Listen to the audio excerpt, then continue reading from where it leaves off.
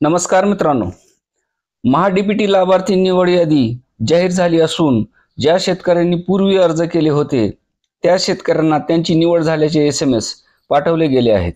या नवीन बदलानुसार प्रथम प्राधान्य प्रमाणे राज्यातील 1.5 लाख शेतकऱ्यांना निवड झाल्याचे SMS पाठवण्यात आले आहेत।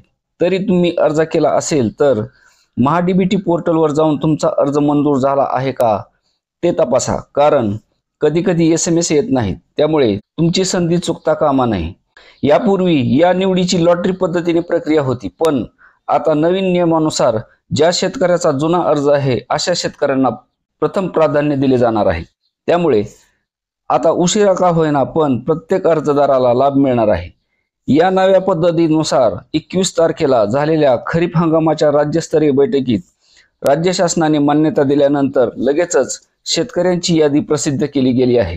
या पात्र झालेल्या 1.5 लाख लाभार्थ्यांची यादी महाडीबीटी पोर्टलवर तसेच कृषी विभागाच्या संकेतस्थळावर आणि कृषी विभागाच्या क्षेत्रीय अधिकाऱ्याच्या लॉग इन मध्ये प्रसिद्ध करण्यात आले आहेत। त्याबरोबरच शेतकऱ्यांनाही SMS पाठवण्यात आले आहेत। त्यामुळे तुमची जर निवड झाली असेल तर तुम्हाला 10 दिवसाच्या आत आवश्यक कागदपत्रे जमा करावी लागणार आहेत। त्याबाबत शेतकरी ओळख क्रमांक म्हणजे फार्मर आयडीच्या आधारे पोर्टलवर लॉग इन करताच माहिती उपलब्ध होणार आहे।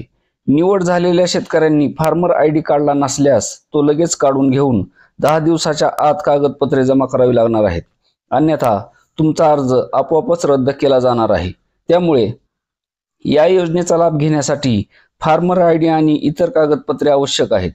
या आधीच्या लॉटरी पद्धतीमुळे बऱ्याच शेतकऱ्यांना या योजनेचा लाभ मिळत नव्हता। वर्षानुवर्ष वाट पाहून सुद्धा त्यांना हव्या त्या योजनेचा लाभ मिळत नव्हता आणि बऱ्याच लाभधारकांना 2 किंवा 3 योजनेचा लाभ मिळत होता। त्या बाबी सरकारच्या लक्षात आल्यामुळे प्रथम येणाऱ्यास प्रथम प्राधान्य अशी नवीन संकल्पना राबवण्याचा निर्णय घेण्यात आल्यामुळे आता काही लाभार्थ्यांना उशिरा का होईना पण 100% लाभ मिळणार आहे। शेतकरी या बदलाचा स्वागत करीत आहेत। अर्ज करून 4-5 वर्ष झाले तरी निवड होत नव्हती, पण आता आधी जुने अर्जाचा निपटारा होणार असून त्यांना प्रथम लाभ दिला जाणार आहे। धन्यवाद।